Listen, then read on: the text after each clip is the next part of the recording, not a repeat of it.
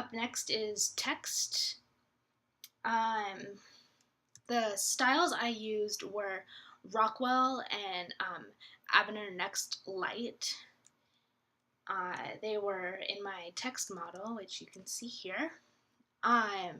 They used the Rockwell to signify titles and subtitles. It also used them in all of the number labeling, so all of the numbers on the display are in Rockwell. And then all of the annotations and labelings throughout are in the Avenir Next Light.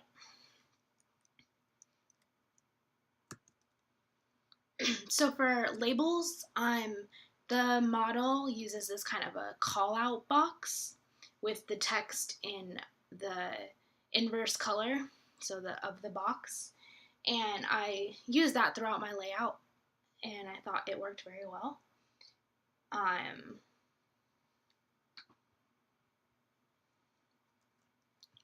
And with annotations, if the text box had a subtitle, it was in was in Rockwell, and then the font what used for the annotation itself was the Avenir, and I emulated it exactly in my model, and I felt like it was a very clean, easy text model to emulate, and I really liked the pairing of the two fonts. The serif with the slab serif, I think, looks very clean, and the contrast of the slab serif, I think, really brings the attention to the titles, and there's definitely no confusion on what's a title and what's a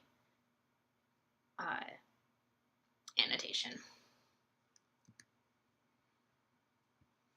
So visual hierarchy.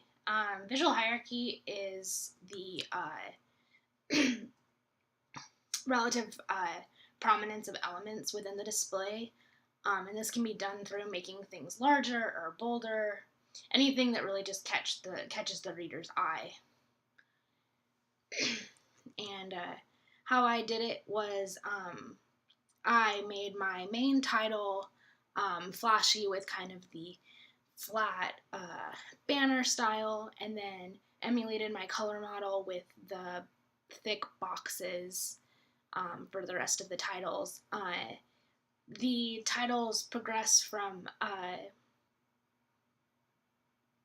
slightly bigger fonts at the top of the model of the displays, and then as you go further down, the final relationship display has a slightly smaller font, just because I felt that the relationship display at the very bottom was of lower hierarchy than the other elements.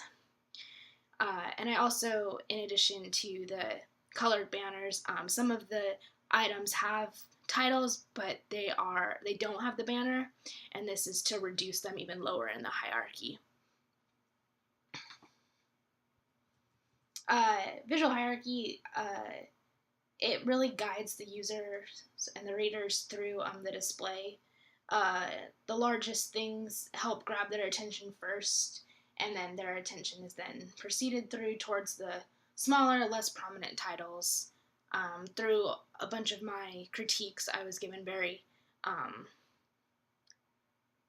high praise about how my display had a good flow, and people felt that they knew what they needed to look at first and were able to then flow their eyes through. So that was really helpful and positive feedback.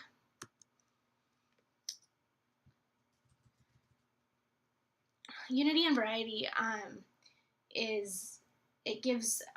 Unity gives visual coherence throughout the display, so that things don't feel mixed and just kind of thrown together, while variety adds visuals to make it interesting so that it's not all the same.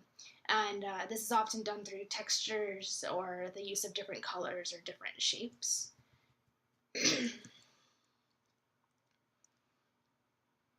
And how I created it in mine was through the use primarily of the striped texturing sporadically throughout.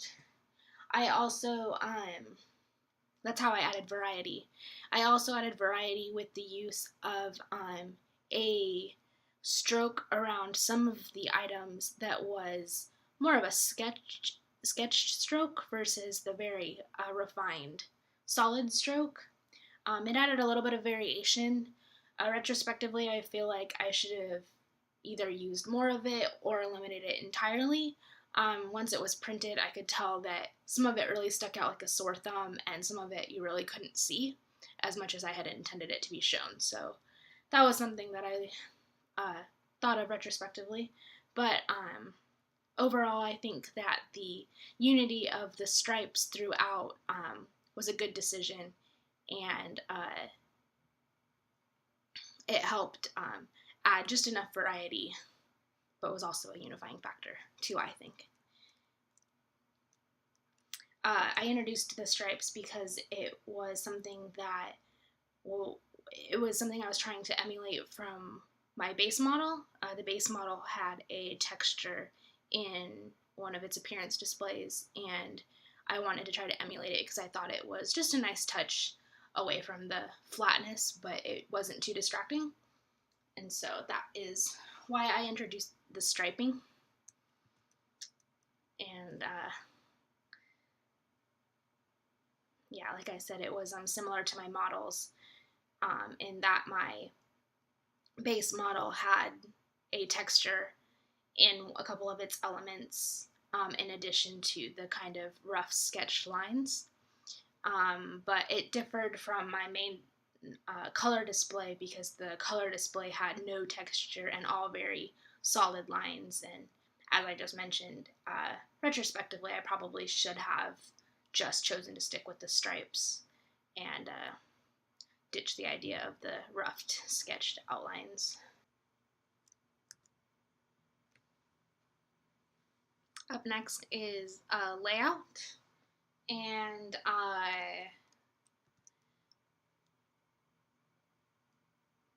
I chose to lay out my elements very cleanly, and I feel like they're pretty separated because of the thin lines that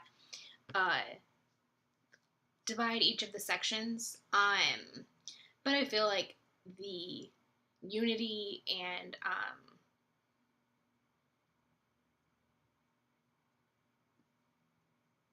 division really keep it so that it looks holistically grouped.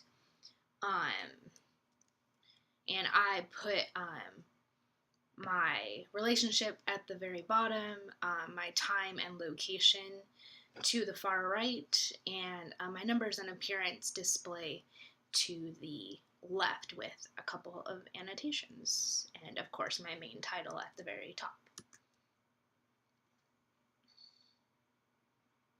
So I emulated my model the best I could. Like I said, I feel like my relationship model warranted a little bit more real estate than my model had for its relationship display. I really wanted to be able to stretch it across the whole bottom so that it was legible and able to see all of its tiny details and really get the full feeling that I was trying to convey from it.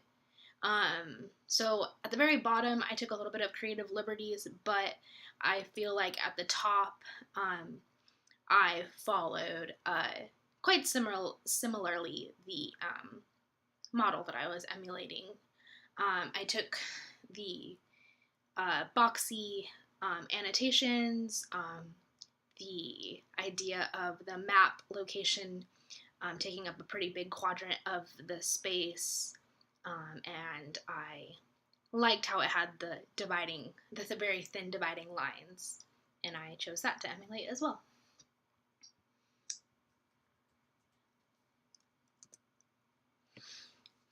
The last thing I'll be talking about is alignment.